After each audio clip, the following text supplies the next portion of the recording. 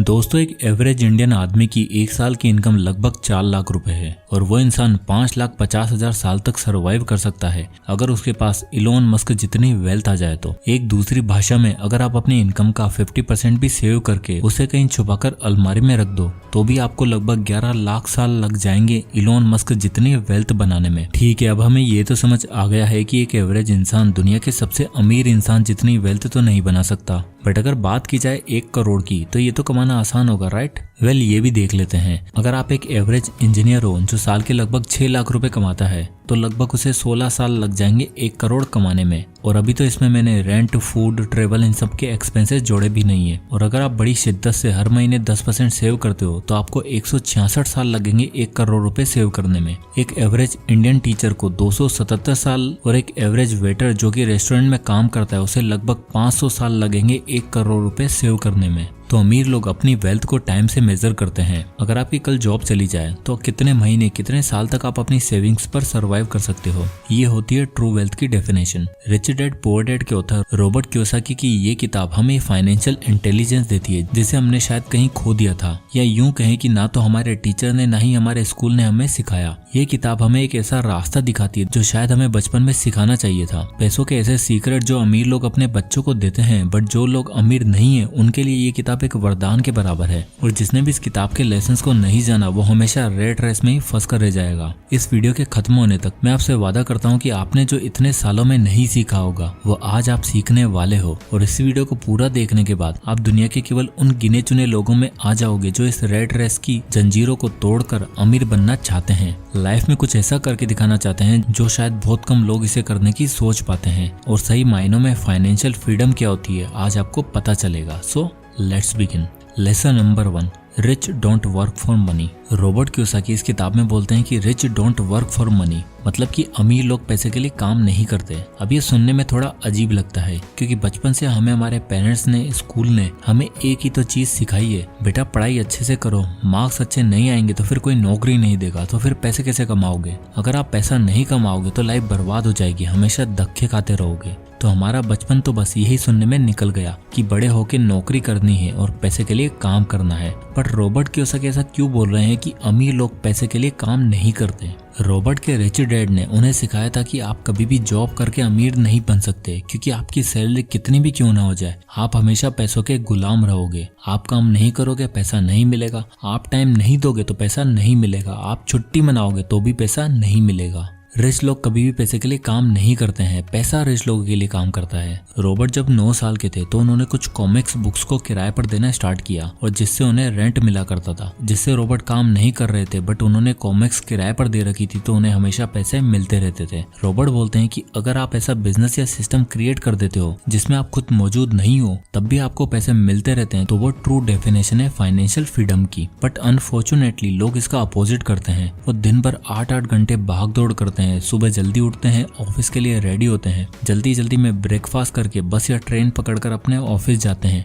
और ऑफिस पहुंचते ही शाम के 5 बजने का वेट करते हैं जैसे कि उन्हें किसी जेल में बंद किया हुआ हो। और इस रेट रेस से लोग बाहर तो आना चाहते हैं बट उनके बिल्स, उनकी कार और उनके घर की EMI, उनके घर के खर्चे उन्हें इस रेट रेस से बाहर आने ही नहीं देते। और ये डर हमेशा उन्हें कुछ नया करने से रोकता रहता है। वो कभी भी अपने कंफर्ट जोन से बाहर निकल नहीं पाते क्योंकि उनकी सोसाइटी, उनके टीचर्स और उनके पेरेंट्स ने उन्हें अच्छे मार्क्स कैसे लाना है ये तो सिखाया, बट कैसे अपने डर को खत्म करके रिच लोगों की तरह सोचना है ये कभी नहीं सिखाया। और इसी कारण एक आम इंसान हमेशा पैसों के लिए काम करता चला जाता है। Lesson number 2, financial literacy. दोस्तों, अगर आप ये सोच रहे हो कि स्कूल आपको अमीर बनाने वाला है तो आप गलत फहमी में हो। स्कूल एजुकेशन जरूरी है, मैं ये मानता हूँ, बट स्कूल का प्राइमरी गोल आपको एक अच्छा एम्प्लॉय बनाना होता है। स्कूल कभी भी आपको एक बिजनेसमैन या एक ओनर नहीं बना सकता। जैसे कि कैसे हमें अपने फाइनेंस को मैनेज करना है और अमीर बनने का सही रास्ता क्या है, इन सब फाइनेंशियल एजुकेशन के बारे में स्कूल हमें कभी नहीं सिखाता। रॉबर्ट के रिच डैड हमेशा बोलते थे, it's not how much money you make,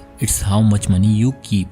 यानी कि ये फर्क नहीं पड़ता कि आप कितना पैसा कमाते हो, जबकि इससे फर्क पड़ता है कि आप अपने पास कितना पैसा रखते हो और उन्हें इन्वेस्ट करते हो। रॉबर्ट बोलते हैं कि वो कई ऐसे लोगों से मिलते थे जो एक टाइम पर मिलीनियर थे बट उन्हें फाइनेंशियल एजुकेशन ना होने के कारण वापस से सब लुटाकर गरीब हो गए। रॉबर्ट कियोसाकी का कहना है कि दुनिया में 3 तरह के लोग होते हैं, पुअर, मिडिल क्लास और रिच, और इन तीनों का पैसों को लेकर नजरिया अलग अलग होता है। चलिए इस चार्ट से इनके कैश फ्लो को समझने की कोशिश करते हैं। कैश फ्लो मतलब इनके पैसे कैसे आते हैं और ये कैसे अपने पैसों को स्पेंड करते हैं। सबसे पहले आता है पुअर क्लास, क्योंकि ये पुअर कैटेगरी में आते हैं, यानी कि इनकी इनकम काफी कम होती है, तो इनकी सारी इनकम इनके रेंट में, इनके फूड में और ऐसी बेसिक चीजों में निकल जाती है। और ये लोग केवल अपनी सैलरी के भरोसे ही जीते हैं, और ये लोग कमाते इतना ही है कि मुश्किल से इनके खर्चे निकल पाते हैं, और ये केवल सर्वाइवल के लिए ही जीते हैं और इनके पास कोई भी एसेट्स नहीं होते हैं। अब दूसरे कैटेगरी के लोग आते हैं मिडिल क्लास। इन लोगों की सैलरी का मोस्टली हिस्सा इनका रेंट, कार और घर की ईएमआई में निकल जाता है। ये दुनिया को दिखाने के लिए क्रेडिट कार्ड और शॉपिंग इस तरह के डेट में फंस जाते हैं, और जो थोड़ी बची कुची सेविंग्स होती है ये लोग इन्हें एफडीज में जमा करके रख देते हैं। इनके भी कर्जे में डूबे रहने का मेन रीजन इनको फाइनेंशियल एजुकेशन की नॉलेज ना होना होता है। तीसरे कैटेगरी के लोग आते हैं रिच। इन लोगों की मोस्टली इनकम इनके एसेट से होती है,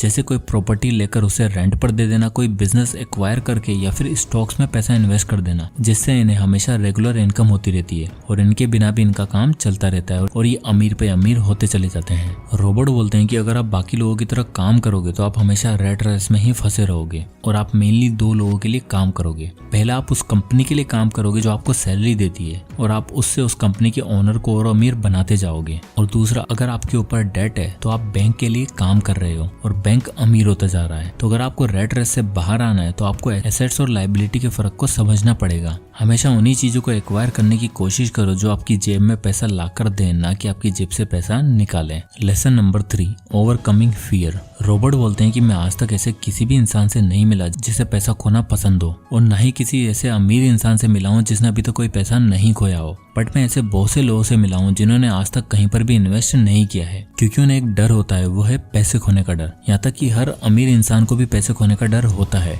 बट प्रॉब्लम ये नहीं है कि आपके अंदर पैसे खोने का डर है, जबकि प्रॉब्लम ये है कि आप उस डर को हैंडल कैसे करते हो। और एक अमीर और एक गरीब इंसान में बस यही फर्क होता है कि वह इस डर को कैसे हैंडल करते हैं। रॉबर्ट बोलते हैं कि जब आप 20 की एज में होते हो तो आप ज्यादा इजीली अमीर बन सकते हो, बट जब आप 30 की एज में होते हो तो आपके ऊपर काफी रेस्पॉन्सिबिलिटी होती है, आप ज्यादा रिस्क नहीं ले सकते हो। और रॉबर्ट अपने पुअर डैड का एग्जाम्पल देते हुए बताते हैं कि इसी डर के कारण उनके पुअर डैड ने कभी कुछ नहीं किया और हमेशा पैसे के टॉपिक को अवॉइड किया। और एक बहुत ही अच्छी कहावत है ना, everyone wants to go to the heaven, everyone wants to go to the heaven but no one wants to die. यानी कि हर किसी इंसान को अमीर तो बनना है, बट रिस्क लेना या फिर अपने डर का सामना करना कोई नहीं चाहता। इसलिए हम ज्यादातर टाइम पैसे के टॉपिक को अवॉइड करते हैं और कभी इन्वेस्ट नहीं करते, क्योंकि हमें उसे खोने का डर है। और अगर आप फेलियर का सामना नहीं करोगे तो सक्सेसफुल कैसे होगे। Lesson number 4, everything is not risky. Robert बोलते हैं कि अक्सर लोग जो चाहते हैं वो हासिल नहीं कर पाते हैं। क्यों? क्योंकि उन्हें लगता है कि लाइफ में एवरीथिंग इज रिस्की। लोगों को लगता है कि हमें तो बस एक ऐसी जॉब करनी है जिसमें हम सिक्योर रहें, कहीं अमीर बनने के चक्कर में हम सब कुछ लुटा ना बैठे, और इस जॉब सिक्योरिटी के चक्कर में वो कभी भी कोई एक्शन लेते ही नहीं है। रॉबर्ट के रिच डैड बोलते थे कि अगर तुम अमीर बनना चाहते हो तो तुम अभी जो सोचते हो, तुम्हारी जो अभी थिंकिंग है, तुम्हें उसका एग्जैक्ट अपोजिट सोचना होगा, तुम्हें अपनी सोच बदलनी होगी। रिच डैड बोलते थे कि अगर तुम जॉब सिक्योरिटी के बारे में सोचते रहोगे तो तुम लाइफ टाइम हार्ड वर्क ही करते रहोगे, इससे तुम नहीं तुम्हारा बॉस अमीर होता जाएगा। और अगर तुम अपना बिजनेस बिल्ड करना स्टार्ट करोगे तो स्टार्ट में हो सकता है कि तुम्हें परेशानियों का सामना करना पड़े, लेकिन बाद में तुम्हें काम नहीं करना पड़ेगा और तुम तब भी पैसा कमाते रहोगे। और बचपन में जब रिच डैड ने यह लेसन रॉबर्ट को बताया था तो रॉबर्ट का ये सवाल था कि ऐसा करना रिस्की नहीं होगा क्या। इस पर रिच डैड बोले कि तुम्हारे पेरेंट्स पैसे बचाने के लिए क्या करते हैं। इस पर रॉबर्ट बोले कि वह सेल का वेट करते हैं और जब सेल होती है तो वो नए कपड़े, नए जूते, ये सारी चीजें सस्ते में ले आते हैं, जिससे वो काफी पैसे बचा लेते हैं। यहाँ तक कि जब वो फूड पर सेल होती है और वो सस्ते में मिल रहा होता है तो उसे फ्रिज में जमा करके रख लेते हैं। इस पर रिच डैड हंसते हुए बोले, मतलब कि तुम्हारे पेरेंट्स पैसे बचाने के लिए बहुत हार्ड वर्क करते हैं। तो रॉबर्ट बोले कि हाँ, क्या आप ऐसा नहीं करते हो क्या। इस पर रिच डैड बोले कि मैं भी एग्जैक्टली ऐसा ही करता हूँ, बट तुम्हारे पेरेंट्स अपना फ्रिज भरने के लिए सेल में चीजें लेते हैं और मैं अपना पोर्टफोलियो भरने के लिए चीजें सेल में लेता हूँ। मतलब मैं ऐसे इन्वेस्टमेंट करता हूँ जो मुझे सस्ते में मिल रहे होते हैं और उसमें मैं अपना पोर्टफोलियो भरता जाता हूँ। और यही डिफरेंस है, तुम्हारे पेरेंट्स हमेशा पैसों की कमी होने से परेशान रहते हैं और हार्डवर्क करते हैं, जबकि मैं बिना काम किए भी अमीर होता जा रहा हूँ, क्योंकि मेरी रियलिटी तुम्हारे पेरेंट्स से बिल्कुल अपोजिट है। तो अगर तुम्हारे पेरेंट्स इन्वेस्टिंग को रिस्की ना समझें तो वो भी मेरी तरह सेम चीज करके अमीर बन सकते हैं, उन्हें बस अपनी सोच को बदलना होगा। तो एट दी एंड ये बुक हमें ये सिखाती है चाहे अभी आपकी फाइनेंशियल कंडीशन कैसी भी हो, आपके पास डिग्री है या नहीं, इन सब बातों से कोई फर्क नहीं पड़ता। आपको तो बस इन कुछ प्रिंसिपल को फॉलो करना है और अपने डर को खत्म करके रेट रेस से बाहर निकलकर वो कर दिखाना है जो मोस्टली लोग सोचने से भी डरते हैं। फिर उसके बाद आपको अमीर बनने से कोई भी नहीं रोक सकेगा। तो दोस्तों आई होप कि ये वीडियो आपको पसंद आया होगा और इस वीडियो से आपको कुछ ना कुछ जरूर सीखने को मिला होगा। तो अगर आपको ये वीडियो पसंद आया हो तो इसे लाइक करें और ज्यादा से लोगों तक शेयर करें। और अगर आप इसी तरह के वीडियोस देखना चाहते हैं तो हमारे चैनल को सब्सक्राइब करना बिल्कुल ना भूलें। मैं इसी तरह के वीडियोस लाता रहता हूँ। और अगर आप किसी भी बुक या टॉपिक पर वीडियो चाहते हैं तो हमें कमेंट करके जरूर बताएं, मैं उस पर वीडियो बनाने की पूरी कोशिश करूंगा। तो मिलते हैं नेक्स्ट वीडियो में, तब तक के लिए जय हिंद।